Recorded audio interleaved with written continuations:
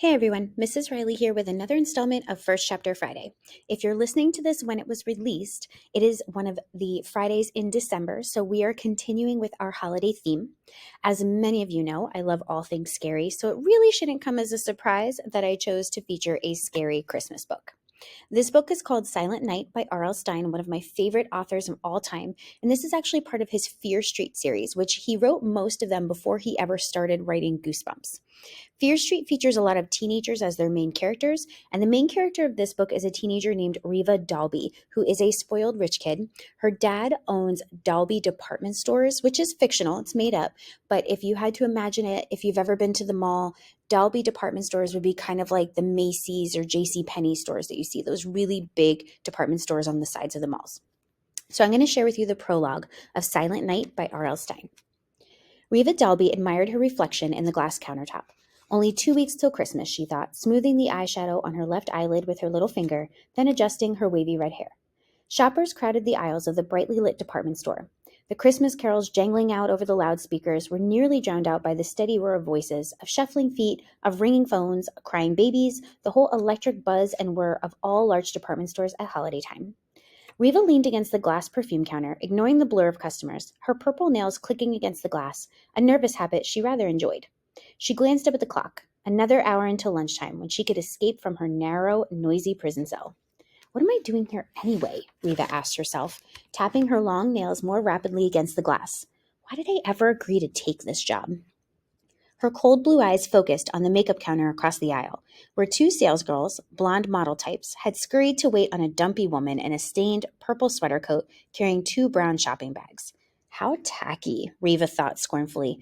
That woman is beyond makeup. She should go straight to plastic surgery. And look at that bleach job on the one over there. Or is her hair naturally green? Reva snickered. Making fun of the customers was the only thing that got her through the day. They were all so pitiful. They just didn't have a clue. She glanced up at the clock. It hadn't moved. I could be out enjoying my Saturday, Reva thought. She rubbed the back of her neck, then pushed her hair into place. Why do they have to keep it 200 degrees in here? She wondered, shaking her head. She felt as if she were suffocating. I'm going to talk to Daddy about turning down the heat, she decided. What was that awful song on the loudspeakers? Not the little drummer boy again. Someone should pass a law against playing that song in a public place, Reva thought, covering her ears. She was startled by a tap on her shoulder. She spun around to see Arlene Smith, or Miss Smith, as she liked to be called, the sales manager for the perfume department and Reva's boss. She was a short, frail woman who thought she was chic and trendy because she wore men's suits. Yuck. Those tacky shoulder pads, thought Reva. Is she going to try out for fullback for the Bears? Reva, do you have an earache? Miss Smith asked, her face wrinkled with concern. Reva lowered her hands from her ears. No, it's that song, she explained. If you hear it once, it stays in your head all day and rots your brain.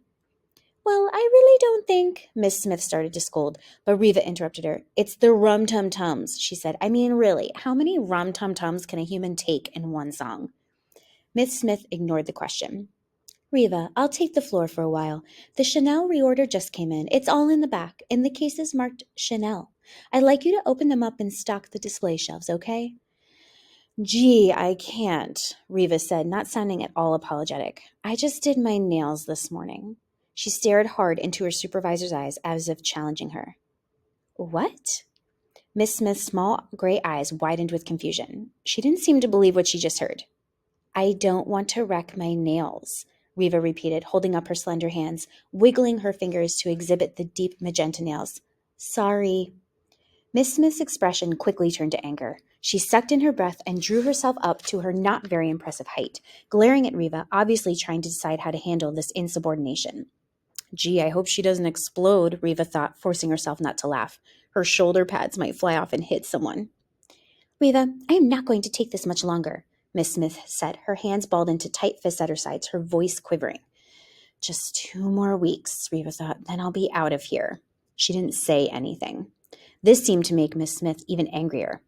I really want you to unload those cases and stock the shelves, she said, saying each word slowly and distinctly. Maybe later, Reva gave her a big phony smile. This is really the last straw, Miss Smith declared. She glared at Reva, then spun around on her men's wingtips and stormed down the aisle, heading toward the main floor office. Reva leaned against the counter and watched until she disappeared in a crowd of customers. What's her problem anyway? She asked herself. My dad owns this store. He owns all of the Dalby stores. Why should I listen to a stupid sales clerk with shoulder pads bigger than her head? A scene across the aisle caught Reva's attention. A woman was leaning over the makeup counter while a 5 or 6-year-old boy tugged at her skirt. Mom, Mom, Mom, he kept repeating in impatient plea. Then he tugged so hard he tugged her skirt down to her knees. The woman calmly turned around, pulled up her skirt, and gently paddled the boy across the bottom. Kids are a riot, Reva thought, chuckling.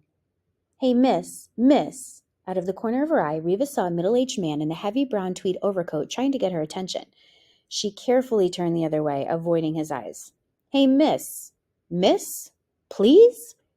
Let someone else wait on him. Where was Lucy anyway? She was supposed to be back from her break. The man wandered off. Reva took out her lipstick from the drawer, pulled off the top, and twisted the tube. She turned to the round countertop mirror so that she could see herself better, leaned toward it, puckered her full lips into a pout, and began spreading the magenta lipstick on them. It took a second for the pain to register. Then she let out a horrified shriek and dropped the lipstick. Gasping in pain and surprise, she stared into the small mirror and saw blood pouring down her chin. Her lips throbbed with pain. She stood frozen in horror. So much blood. Frantically, she grabbed up the tissues, mopping gently at her lips. I'm cut. I can't stop bleeding. What happened here? Pressing a wad of tissues against her mouth, she saw large drips of blood on the glass countertop. Breathing hard, she bent down and searched the floor for the lipstick tube. It had rolled under the counter. She snatched at it and brought it up to the light to examine it. Trying to hold the tube steady in her trembling hand, Reva saw at once what had cut her. A needle. It poked out from the center of the tube. I've used this lipstick before, Reva thought, feeling the warm blood still running down her chin. And it was perfectly okay. Somebody put that needle in her lipstick. But who? Who would do such a vicious thing to her? So that was the prologue to R.L. Stine's Silent Night. If you'd like to check out a copy, make sure you enter the First Chapter Friday raffle in the library Google Classroom. Happy holidays!